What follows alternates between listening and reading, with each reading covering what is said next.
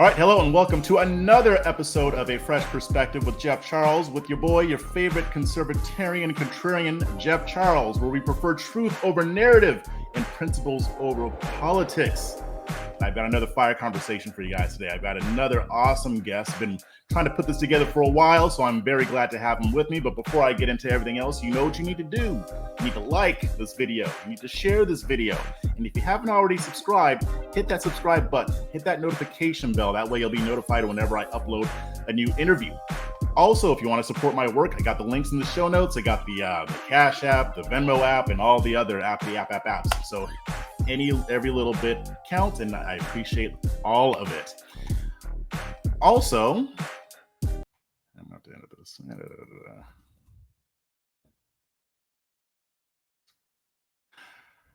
Also, remember that LibertyNation.com is a proud sponsor of A Fresh Perspective. Check out LibertyNation.com for all of your conservatarian news, original articles, analysis, videos, podcasts, Liberty Nation Radio, and their signature TV program, The Conservative Five. All on LibertyNation.com, where truth is making a comeback. Now then, let's get to the meat. Now, you already saw my interview with Hotep Jesus, hopefully. I've interviewed Canon Hotep. So why would I not have this guy on with me, Uncle Hotep, the godfather of the Hotep movement? I don't know if that's what I'm calling you. I just gave you that title, so I don't really have the right to do that, but I'm doing it anyway. What's going on, brother? Not much, man. Appreciate it. Thanks for having me on. Yeah, thanks for coming on, man. I've been wanting to chop it up with you for a while. So I want to talk about politics and all that good stuff, but I also want to talk a little bit about you, because no one knows much about you. But first off, I mean, with the Hotep movement, I've read a little bit about how that came about. But what brought you to the Hotep movement? How did you get started out in it? Oh man, this is like, this goes back to I guess the pre-Trump era. The rise of feminism. They started to make changes to the family unit. You know what I mean? How people looked at the family unit. And old-fashioned type stuff. Like having a man and a woman in the household was frowned upon by some people. And if you said something about that, you got labeled like, oh, that's that Hotep thought. You know what I mean? That's like, so we wanted to take ownership of the word, because Hotep's been around for a while. It was more prominent. It was prominent in like the 80s and early 90s. With various individuals. It has happened like that. We just want to take ownership of the word, because they started to use Hotep as slander. You know what I mean? That Hotep. So like a few of us, it was like, let's take ownership of the word back, and it just kind of got rolling from there. Gotcha. So who was it? Like you and a few other people? Were you and Hotep Jesus, or how did that whole thing? Like, who decided to take ownership of the word in the way that you guys have? I don't know, man. It was probably just me and HJ. You know what I mean? To be honest, really, we started to fight back. It wasn't like let's take what I mean, but like no, let's stop using that word like that. You know what I mean? And start naming this stuff. I think he started to call himself Hotep Jesus, and then some people started calling me Uncle Hotep, and we just ran from there. It wasn't like, I don't know if it was a specific day or something like that. It was just like a gradual thing. We wanted to show, respect to our forefathers, our ancestors, about, that sort of culture, and that culture isn't dead. They might want to make it dead by like all this, black feminism and whatnot, but it's not dead. It's funny that you mentioned feminism, because I've been paying more attention to that whole movement lately. I was talking to, I don't know if you know Adam B. Coleman, but we always talk about the issue of fatherlessness in the black community and how it came about. And it seems like among conservatives, we always blame that on welfare. And the welfare had a role in that. But I think, it's gotten to the point where it's just a talking point, but nobody can really connect the two. But when we were talking, to me, I've come to the conclusion that feminism is more responsible for the breakdown of the black family than welfare, just because of how black and white women were encouraged, oh, you don't need a man. You don't need a man in the house. You can do it all by yourself. What do you think? Is that something you would agree with, or do you think that there's some more to it, or am I missing something? No, I think that's definitely a big point of that. I think one thing about Black Americans, I think if you give them something, a talking point, they're going to go the extra mile. And I think when, with who was that? Gloria Steinem, whatever her name was. Steinem? Yeah, Steinem. Mhm. Back in those days when they started that push to feminism, I think, some women, well, particularly African American women, they took it, black women, wherever you want to define it, they took it and ran with it really hard, really, really, really hard, and then, like you said, I want to say mass incarceration was a part of it, but, all them things combined, was like a master, it was a recipe for disaster. So I think all those things together, I don't think if you took one out, I don't think it would work. I think all those things together, like how you make a pie, you take the yeast out of a cake. Right. You take the yeast out of the cake, it ain't gonna bake. You know what I mean? So I think all those things together, are really key. But I really, I think, but I have more ingredients than one. But I think feminism is probably the largest because you have to have the mentality first before you have, the social economic, and then removing the father from the home and stuff like that with, mass incarceration and stuff like that. Yeah. So here's my question, because I've been thinking about this. I mean, because feminism hit all women, and welfare wasn't even meant for black people at first, but then later they opened up to black people. I think the only difference is the mass incarceration piece, but I'm not sure that explains the disparity. I mean, obviously the divorce rate is high in all communities right now, right. But it seems like the feminism hit the black community harder than others, and I haven't figured out why yet. I plan on digging more deeply into it, but is that something that you've thought of or encountered, or what? How would you answer that question? Well, I think I think that strong woman take, like I said before, they took it and ran with it. I think that's why, it was so strong with some women individuals. I just, that's how I kind of see it. I just think we as a people will go an extra mile. There's Dr. Khalid Muhammad, he died back in the day. He had a speech one day. He was like, if you want something, give it to a black person.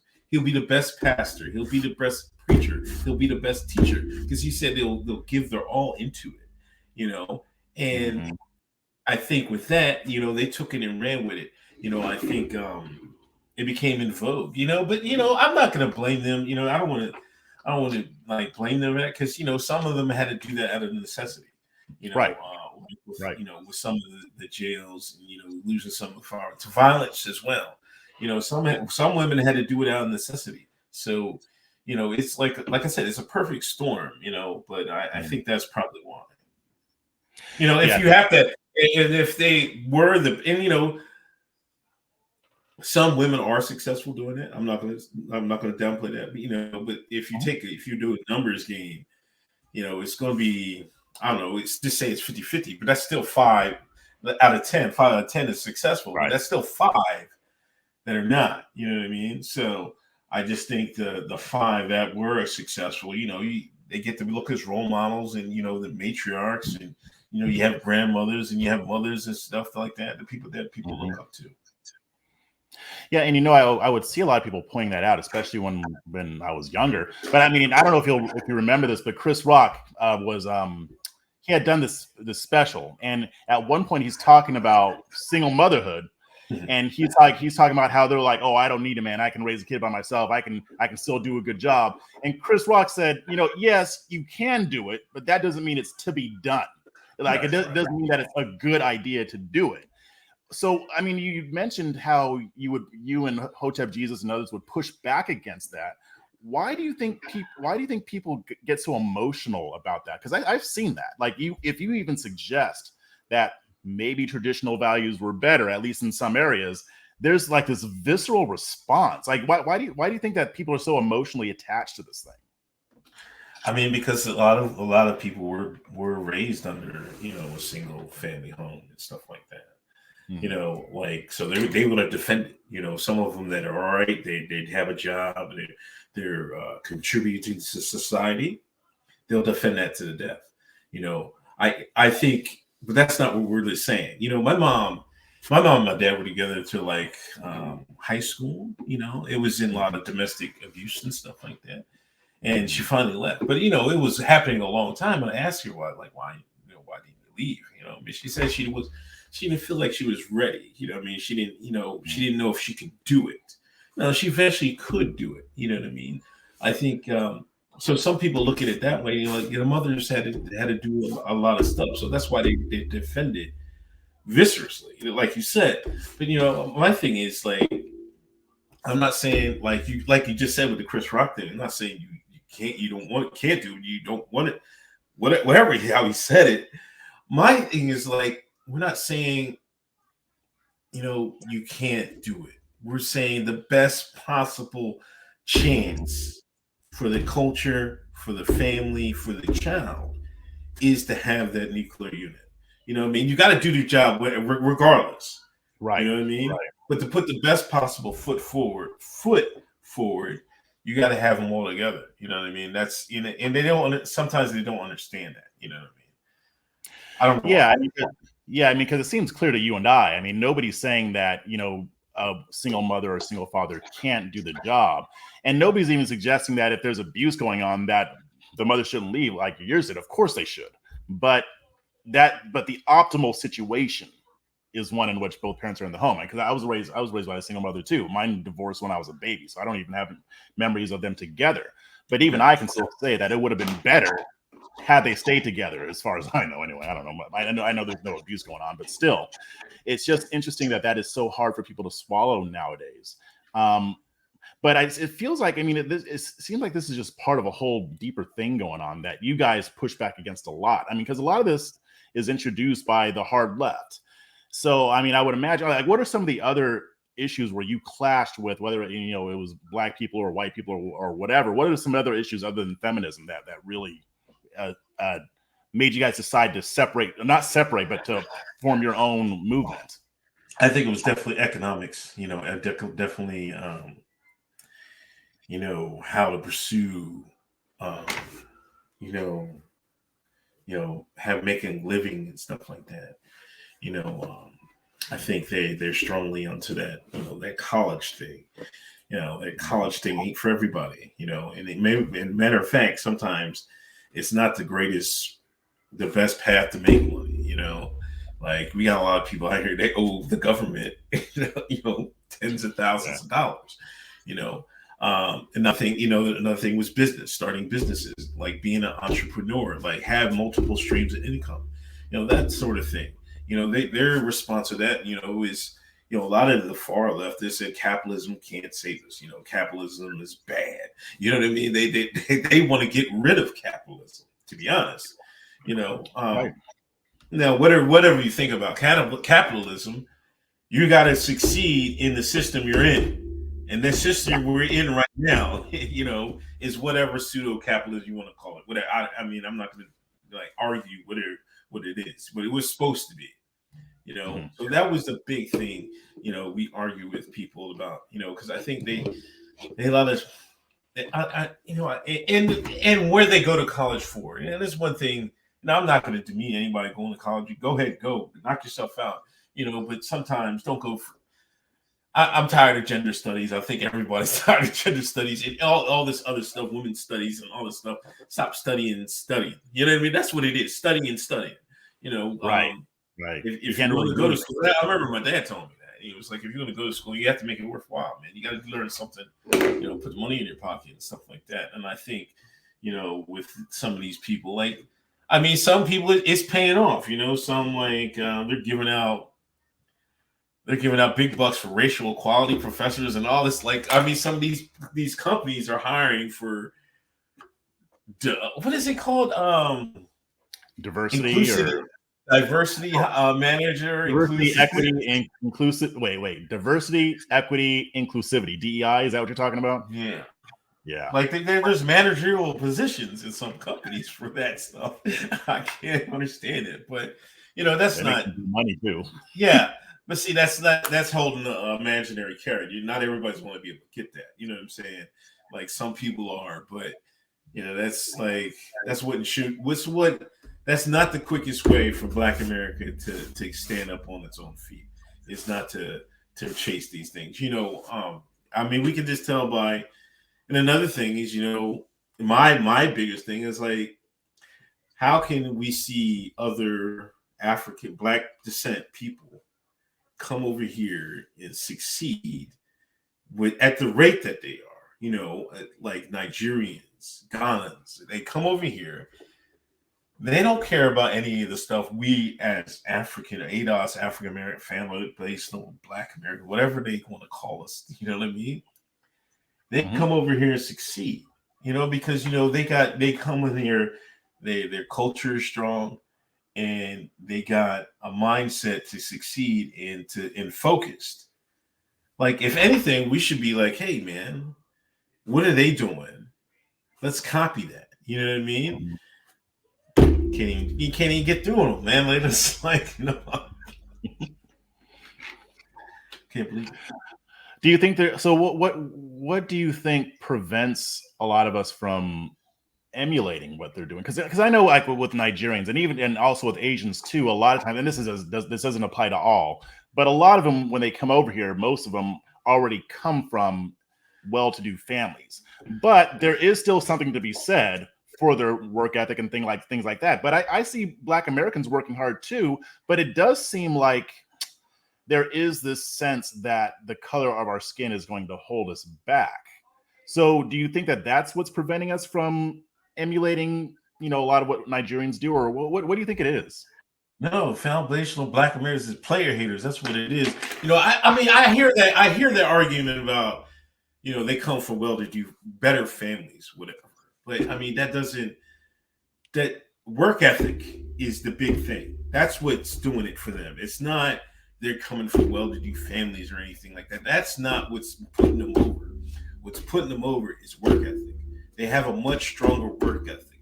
They have a much stronger cultural bond that they use, and I think and we hate on that, and and like we want to. The argument between us and them is like, well, we paved the way for y'all and stuff like that. You know what I mean? It's like, I'm like, okay, well, if they paved the way for y'all, why don't we get on the same road they're on and get to where they're going? You know what I mean? It's like, it's, I don't know. I think if we emulated them, I think we would say we are making mistakes, and I think that's a hard pill to swallow for a culture to say, hey, maybe we're doing something wrong here. When I'm thinking about the mistakes, I mean, because even with Nigerians or even with Koreans, Chinese, when they spend their money, they tend to spend it within their own communities. Right. When they work, they tend to work within their own communities. Is that kind of what you're referring to, or is it that along with other stuff? Well, that along with other stuff, that especially, that goes back to the business aspect, spending money in your community and stuff like that. If the money in your neighborhood just takes out, then you're not going to have anything in there. They really spending the money. Like, Indians, they build their own stores. They go to their stores. They shop in their own stores. Their own stores. Asians, same thing. Nigerians, same thing. They go to make their own restaurants. They eat there. You know what I mean? It's not this argument. We can't eat. We got to eat in the man's restaurant and stuff like that. But that's a big thing. That's a big thing. I'm glad you brought that up. Is the money, Black American money, leaves the neighborhood, leaves the money. Money leaves the neighborhood the fastest out of everybody. Right. You can't wait to spend it.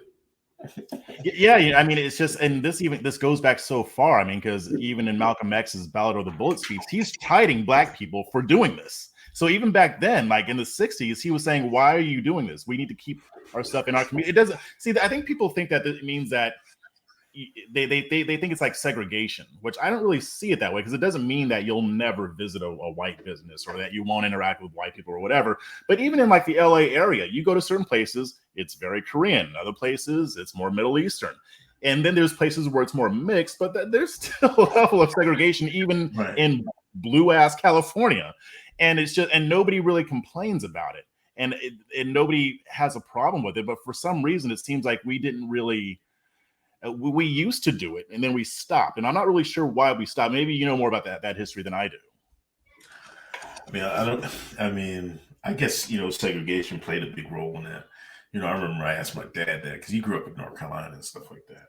Mm-hmm. And I was like, "What happened, man?" You know what I mean? Because I didn't grow up in that environment. He said the man who came in. His explanation was the man came in and bought all the stores. But I don't know. I can't put a finger on it. I kind of think, you know, there's a cultural thing too, because, you know, we're Americans, basically. You know what I mean? Like, I mean, you can put the Black American in front of it, but at the core, we're Americans, you know, and it's just like, I don't know if we just want to get closer to, you know, we have this deep down resentment, you know, and we think, you know, what's the saying? The white man's ice is colder and stuff like that. You know, I think that, I mean, that's just true to this day. This stuff has been talked about before I was born, and it's going to be talked about after I die, you know, and I'm sure of that, you know, and I can't put a finger on it. And it's just like, you know, I think we can't find a middle ground. That's what we need to do. Find a middle ground here. Yeah. You know, I think we made some inroads, you know, on certain things, you know, for sure. You know, I think, you know, Philadelphia, some restaurants, you know, have Black restaurants made a comeback and stuff like that. Clothing, and you know, a lot of people, you know, support, you know, Black designers and stuff like that. But you know, I think we still have a long way to go. But I think we made some progress there. Do you think that it's heading in the right direction now, or?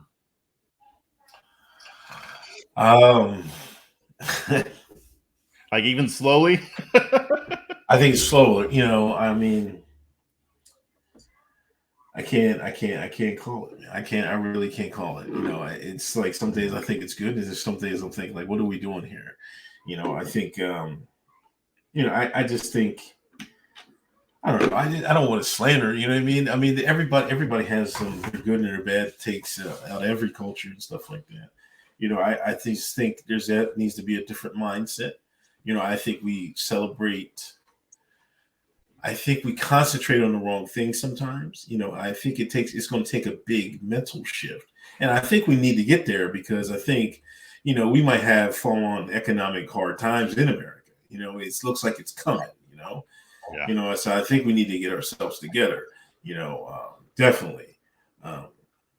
You know, I just think, I think some of and this is where the Black elites aren't helping, because that's where they should be like, hey, man, this is what we do. They're like, oh, we try to get our reparations. And I'm like, man, give that up, man. Like, I just want to tell them to give it up. Thank you. Man, everybody's always, it gets irritating after a while because like, oh, what do you think about reparations? What do you think about reparations? Okay, yes, I think that the government owes the debt. However, I don't talk about reparations that much because you and I both know that it ain't going to happen anytime soon, and we shouldn't be waiting on that before we actually move forward. Right. You know what I mean? The Black Americans don't have the political clout to even pull that off in the first place. Right. Then you have to have the, like, how would you implement it? You know, these are the things that people aren't thinking about. You know, we could, in the meantime, we could be working on ourselves. You know what I'm saying? Mm-hmm. That would be even better. You know, we could even pull our money together. You know what I mean? Like, so I forget somebody had some type of, like, you put a fund in. If every Black American put like $5 in, you know, it would be in put in a fund for something. I forget, somebody brought that up. But you know, my point was they're concentrating on that instead of concentrating on, you know, reforming jobs, you know, education, you know, career education. It can't just all just be, you know, go to school and get a degree in gender science. You know what I mean? You got masonry, concrete. You know what I mean? Build houses, like with black construction companies. You should be making, they'd be making the killing right now. You know, this is what I think people would, at the black elites, the boule, bourgeois, whatever you want to call it. Right. What's the boule? I think they call it. Boule, but yeah. if that was concentrated on that instead of talking about, well, we need reparations, we need prison reform, we need to get these people out of jail, or bail reform. Look at what bail reform has done to America right now in these major cities. Well, yeah, especially the way they do it. Yeah, I mean, it's been awful. I mean, I don't really think you need bail reform. I mean, in some cases, you know, I think you can look at it. You know, there's room for improvement. Yeah, room for improvement. But in Philadelphia, man, they're letting jokers out. They go out there and commit more crime. I mean, they might have saved lives if they held these people in jail. You know, yeah. And but the thing is that the left will present this and they say, "Hey, we're working for Black America." Like, no, I don't need that. Jeff doesn't need that. You know what I mean? You know what I mean? So yeah, like, that's true. Most of us don't need it. It didn't help me none. You know what I'm saying? So this is where you know, and you know, the Mark Lamont Hills of the world talking about abolish prisons, abolitionists or something like that. Is that what they call it? Yeah, they want to abolish prisons. Yeah, but that's a big thing. You know, that's a that's a big talking point with the Black left. You know what I mean? Mm-hmm. It's not, you know, how can we educate these Black Americans so we can get our foot, you know, economic wise in the door, so we can have a bigger pool in Congress and everything else. They're talking about reparations in prison still. So here's my question, because I've noticed the same thing. Like the Black elites, the boule, whatever you want to call them, and even white progressives, they do focus on prison reform, police brutality, which I'm okay with. I mean, I always want the government to be smaller. I don't want the government to have too much power. So I'm not saying that those things should never be focused on, but they'll focus on that, or like they'll get really hot and bothered because they passed an anti-lynching law that's not going to save any of our lives. They focus on these areas, but you just mentioned, you know, economics, education. They don't talk about those issues that much. Why do you think they do that? Because I mean, these are the elites. These are intelligent people. They're not dumb. So why are they focusing on issues that don't affect most Black people instead of actually focus on, or I don't even say most. I would say it doesn't even. It's a small percentage of Black people that this would impact. But you've got Black kids graduating from high school and they can barely read. They can barely do math. That is far more common. So why do they not focus on those things? Well, why doesn't Mark Lamont Hill talk about that? I mean, I don't. It's a deep. I could have a million theories on that. You know, I kind of think that, you know, one, I think, you know, if you talk about racism and stuff like that, you can get Black Americans' attention that much quicker. You know, so they can always tie that into racism, you know, with the prisons and stuff. And two, I think, you know, I would say some members of our society probably don't want Black Americans to do much better. They want a certain percentage right where they are, you know. So if you go on there talking about that, they'd be like, "Hey, man, you can't talk about that, or you get off the show," you know. That's just me guessing, you know, because you know, I think some people that do talk about that don't get the limelight. But I think that's probably it. You know, I think they have their talking points they can talk about, you know, and then I think they stick to it. You know, some might like wander off, but few don't because they like their position. You know, they get a nice cushy job talking on TV. You know, if the producer says, "Hey, man, we got to talk about this, this, and this," and you bring a story about, "Hey, man, what's his name? The guy young boy down Georgia building the schools for the kids, King Randall, right?" You know what I mean? We can bring King Randall on once, but after that, now come on, man. We gotta send him.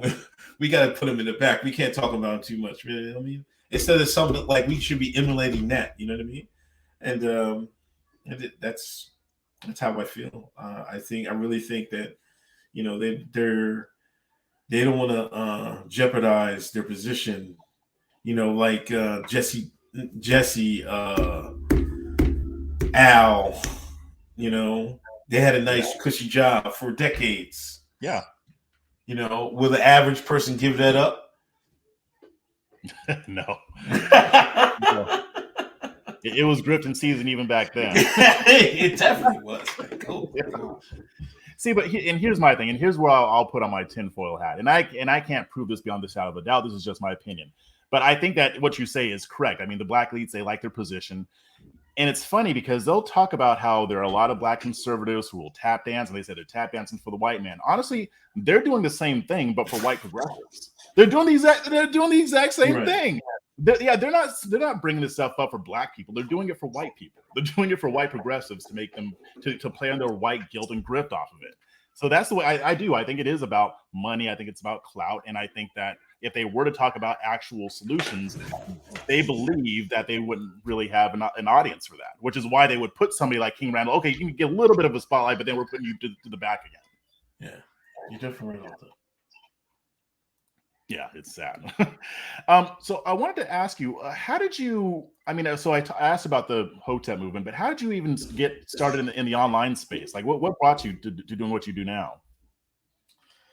Oh man, I don't know. I just started watching YouTube.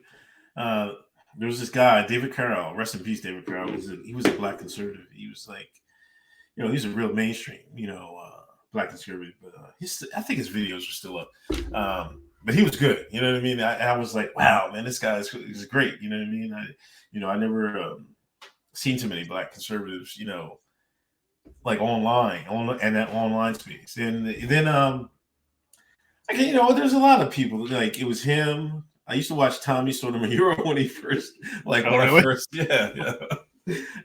Tommy. I just said like, hey man, I can make some videos too. You know what I mean? I just want, and another thing, I kind of, I had kids late in life, and I wanted to like after I'm gone, I wanted to like if my daughters wanted to listen to me or hear me or something like that, they can just go online, like a video time capsule and whatnot, so they can just, I don't know, maybe they want to hear what I would have to think about certain things or not. But I just want that was probably the main thing. And then watching these other YouTubers, I was like, I might as well put my thoughts on video. Huh, that makes sense. And I never thought about it that way. I mean, the people, after we're gone, our content is still going to be on the internet. I mean, assuming that they don't, shut down certain voices, but I don't think they will. Not like that. Right. But yeah. Yeah, I want to dive more into that. But before I go forward, I wanted to remind everybody to please head on over to libertynation.com, a proud sponsor of A Fresh Perspective, after you're done watching this interview, of course. But like I always say, with libertynation.com, you're not just going to get that regular cookie cutter, superficial, right-wing talking points. You're going to get none of the spin, but all of the nuance when you read articles on libertynation.com. You'll get viewpoints from all different, the whole spectrum of the right, whether you're anarchist or a libertarian or a conservatarian or a traditional Republican or whatever. There's something there for you at libertynation.com. So check it out. Check out libertynation.com, where truth is making a comeback. So with your content and with the videos that you make, I mean, because a lot of them, I mean, you're just driving around, just kind of hanging out or whatever. But what is like the overall theme or message that you want to impart to people when you're doing a video? I don't know. I kind of progressed. I started doing like, I guess I started doing like current events. Then the Trump era kicked off. I got into politics. Now I'm back to doing like just random current events or what I think about things.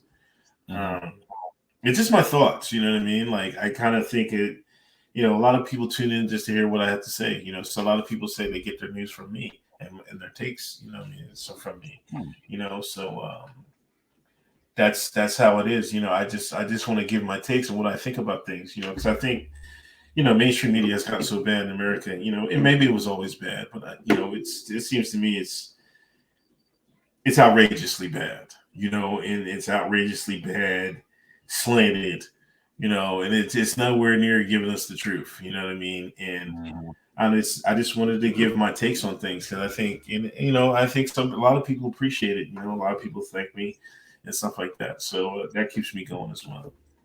Yeah. I think people are hungry for that. They want people who are going to tell it like the way they see it. Even if they don't agree, at least they know that you're Right. not lying to them, that you're actually Right. being honest with what you feel and what you believe. And I think there's a craving for that, because if you turn on regular mainstream news, you're not going to really get a whole lot of that. You're going to get a lot of, people hollering at each other, 30-second, sound bites, but not much substance, Yeah, I mean, but it's crazy. It's almost like it's wild. It's really wild. TV has changed so much. I remember when, like, Donahue, like I would die to have Donahue right now. You know what I mean? Yeah. At least have an honest conversation. You know what I mean? And it would be an in-depth conversation, like not just 30 seconds. They would sit down for like an hour and actually talk about an issue. Right. Yeah. And then, that's why I use, the chat, they'll give me ideas, or I'll have pushback on me. I'll push back on them. It's almost like that. We have a conversation about things. We talked about, we would talk about everything. We talk about, what's happening overseas. We talk about Will Smith. It's crazy stuff. It's like, I mean, that's what we do. You know what I mean? But it seems to, YouTube is really, I don't know, what's the word for it? Shadow banning me, but it's like I don't really care anymore. You know what I mean? Like, it is what it is. I think they only want some. You talk about certain things, they don't want you to be heard too much. But a lot of my followers are like, "Yo, man, I can't get a notification." Like, I'm just like, I don't know what to say, man. I wish that part was better. I wish they were like fair on that. But yeah, that's the reason. That's all. I would say, if someone would describe it, he just gives his honest takes on today's events. Well, and I think that people want, speaking of Phil Donahue, I think people want more of that nowadays. There's a reason why, Hotep's Been Told You was so successful. And you don't just talk for 15 minutes. Like, that's a longer conversation, and you really dive into the issues. Or like you look at Joe Rogan.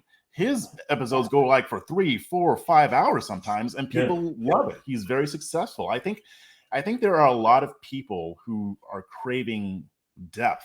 And I know that we always talk about how our attention spans, America's attention spans, are so short, and there's truth to that. But I think there are still a lot of people who want to hear deeper conversations.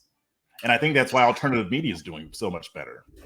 Yeah, and I think that's the reason podcasters is exploding. Like, I remember my uncle came down from Boston. He was like, and then someone was telling, "Oh, you should do a podcast." He was like, "Man, it's saturated, man. I don't even feel like doing it." I'm like, "Man, no, man. Everybody has a different voice. That's why it's so successful." People are tired of mainstream media. They're tired of the TV. They're tired of even mainstream radio. You know what I mean? Yep. And everybody has a smartphone, right? And you got earphones. You can play your content to your heart's content. Go for a drive, exercise. People want to hear different perspectives, and the only way you're really getting it is through the internet and through podcasts. Yep. That there's no other way you're getting it, because you're not getting it on TV. You're definitely not. No, and I think that's why the CNNs and the MSNBCs were so mad at Joe Rogan, because one, his audience is far bigger than theirs, and two, he doesn't have to follow the rules, and none of us do. And I think that's why you have issues with shadow banning. But I think at the end of the day, they don't own the entire internet. Voices can still get out there, so I think that's scary to them. But I think that it's a net positive for the rest of us. And speaking of the culture and politics, because you talk about that a lot nowadays. What is what is the issue going on nowadays, whether it's cultural or political? What's on your mind the most nowadays, like say over the past week or so? I think we have an uncertain economic future in America. We got rising, inflation. I don't know what's going on. With the housing market going crazy, it's like I kind of wanted to move, and now I'm like, I don't know what to do. My house has more value, but like, am I going to spend, have to use all that to buy a house where it's just inflated? I have to pay 50,000 over. And then on top of that, my fiance was talking about, she went to the store. Damn, I can't believe meat's so expensive now. Like I just probably barely got anything, you know? You have to have like 3 or 4 hustles just to damn near make it, that's a scary thing. You got 2 kids and stuff like that. I'm grind. I mean, I'm grind. I told my father to go to the food pantry. It's good free food. They're cracking jokes on me and stuff like that. But now, like, I hear less and less of the joke cracking. It's not as funny as it used to be.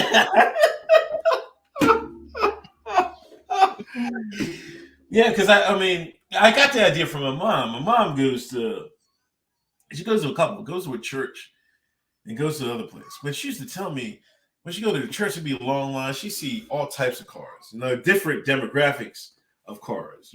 America, you can tell. Most of the time, you can tell a person by what a car they drive. She's like, there'd be luxury cars in line. They going out to get their free food, man.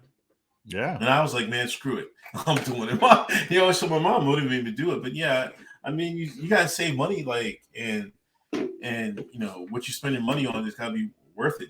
I got kids out. They need to do activities and stuff like that. So if I gotta save a couple bucks by standing an hour or so in the food line, hey, I'm gonna do it, man. But yeah, that's the biggest thing is inflation. I would say overseas, the conflict. That's pretty big right now. I just hope that gets solved.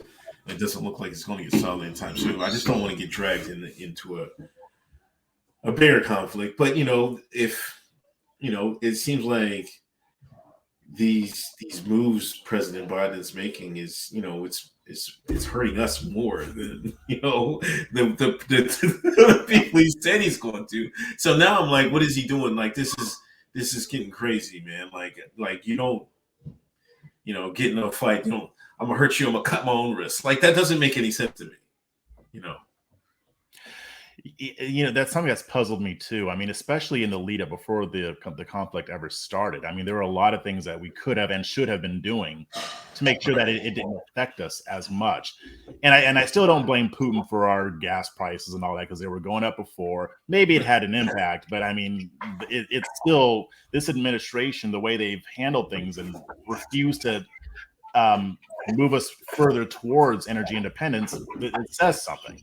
So to me, it's like, what to make of all of this. I mean, and then we don't really know what's going on. I mean, actually, what's your take on the whole situation of the whole Ukraine thing? I don't think I've listened to any of your content on that yet. I don't know. It's the thing is, America's reaction. You can't be honest about this. You can't like look at it like, well, I'm just gonna call it down the middle how you see it, because they would call you a Putin stan or something like that. I see a lot of people on the right get accused of being Putin lovers and stuff like that. But if you take Putin at his word,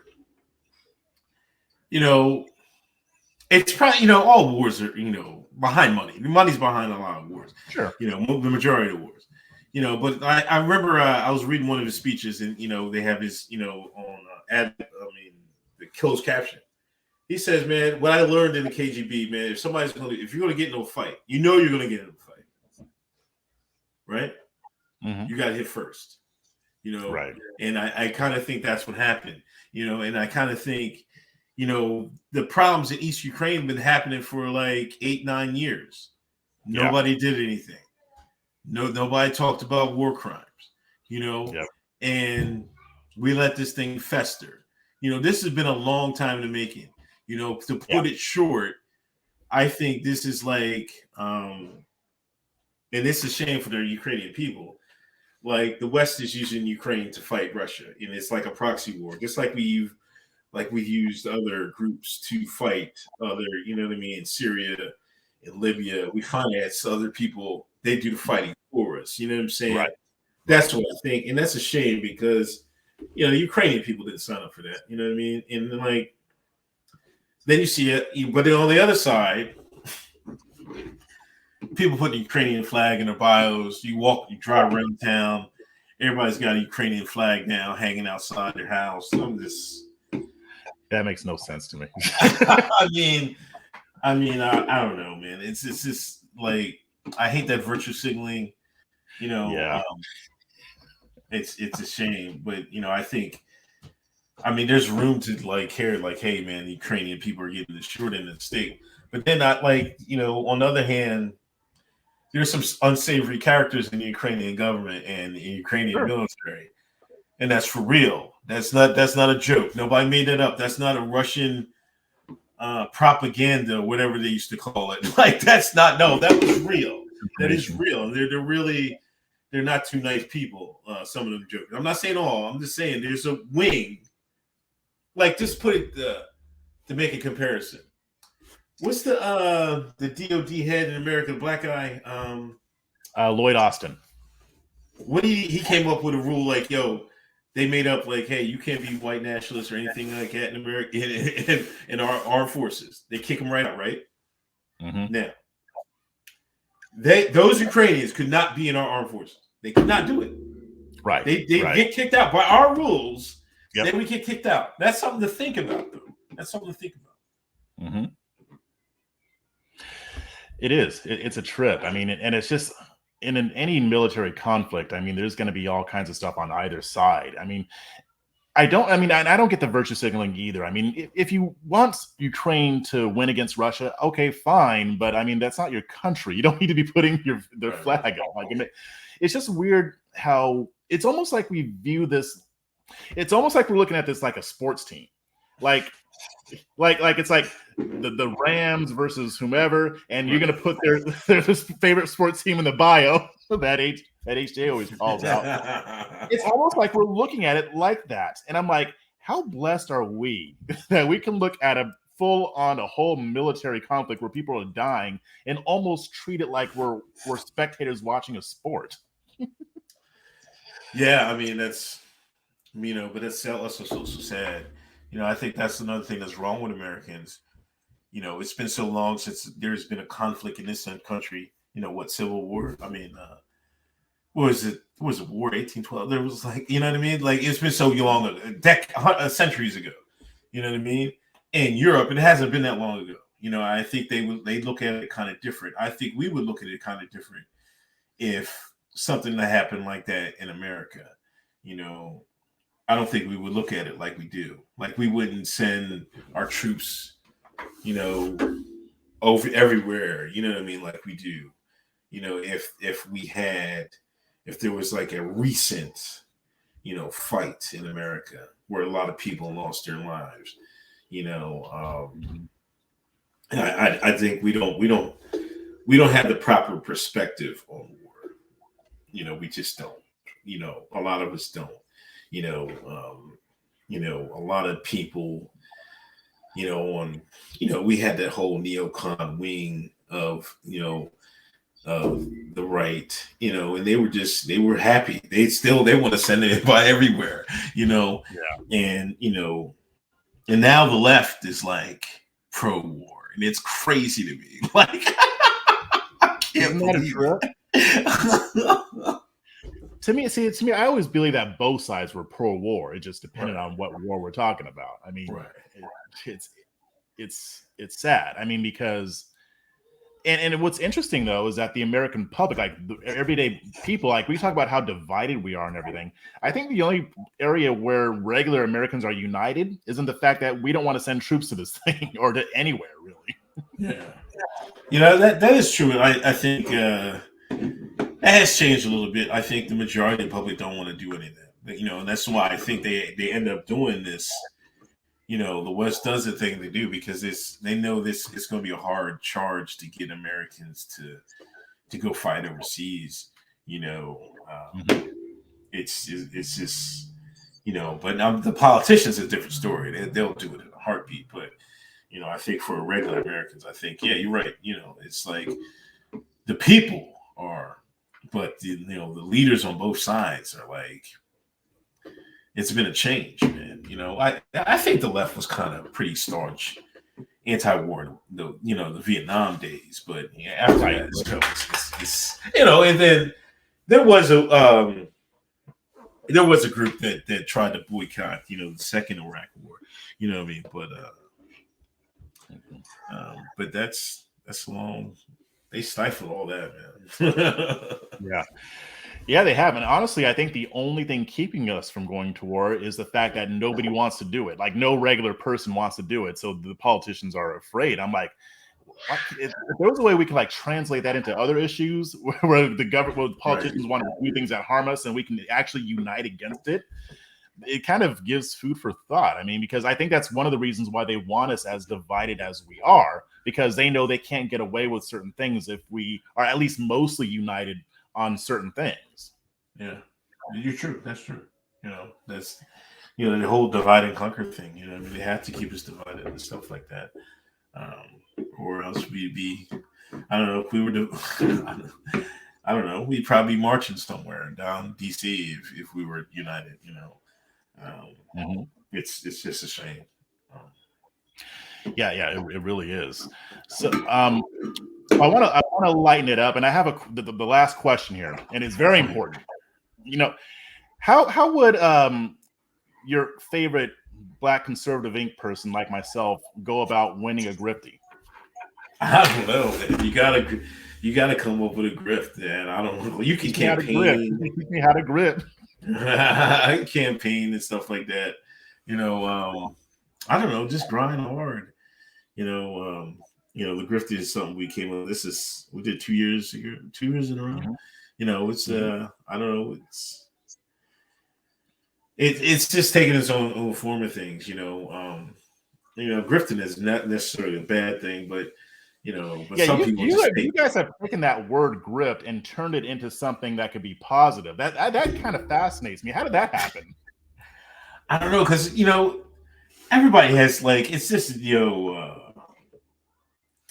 oh, you're hustling. Like, everybody did it. Like back in the days, like to get some engagement, you just go through what's the hot topic.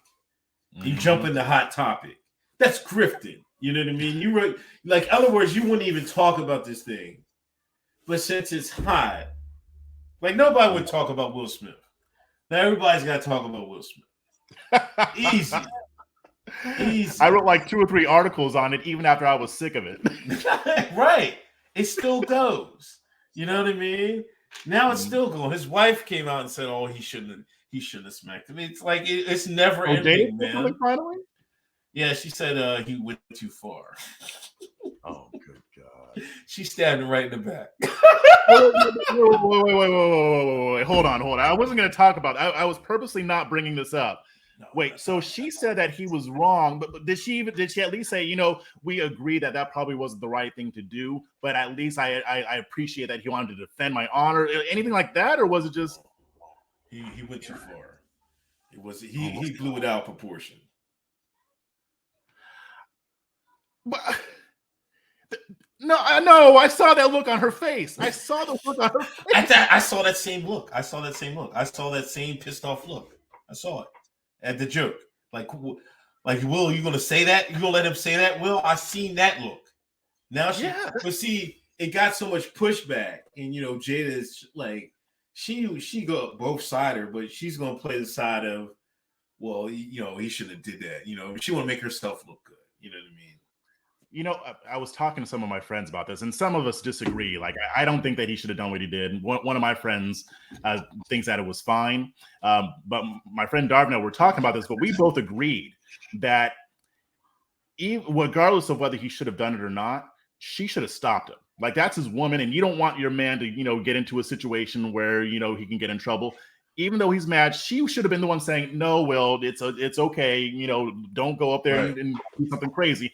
And she didn't. So for her to not even try to stop the situation, because she knew what he was going to do when he got out of that chair, and then to later throw him under the bus, man, that is so sad. Maybe I'm missing something here, but there's something not right about that. No, it isn't at all. She's not a good person. I'm thoroughly convinced she's not a good person. You know, sad because I wanted to believe that she was, because I liked her before, and then I'm like seeing this, I'm like, okay, maybe she just hasn't, you know, figured out what to say yet. Like I try to give people the benefit of the doubt, but after hearing that, I'm like, no, Will, like you need to like, I don't know, I don't want, and that's his business, but still, it's depressing, I guess. Glad it couldn't be me. I'll just say that. You read about that. All right. So yeah, before we get out of here, first off, I want to thank you for coming on my program, because I really appreciate this conversation. No, thank you for having me. Yeah, and so let everybody know where they can find you. I'm on YouTube, Uncle Hotep, Gab, Uncle Hotep, everywhere Uncle Hotep. Every Thursday night, me and Hotep Jesus on his YouTube channel, we stream Hotep's Been Told You. We're approaching 200 episodes. I think we're on 198. So ooh, that's kind of cool. But yeah, you can find me everywhere: Twitter, YouTube, Gab, Facebook. It might be Uncle Hotep _1 or something like that. But you can find me on Facebook as well. But yeah, I appreciate you having me on, man. Like, you know, you're one of the black conservative inks. You have a well thought out. Whenever you say something, it's well thought out. You're level headed. You can see the level headedness in you. You know, your takes. You don't have like outrageous takes, unless you're doing the. You did the woman troll. That was great. You know what I mean? The Kajana. What's it? The Jackson. Yeah, like Kajandra Brown Jackson. Yeah, I had to roast that whole thing. Yeah, but you know, you're. I think we need more voices like you in black conservatism. I thoroughly believe that. I appreciate that.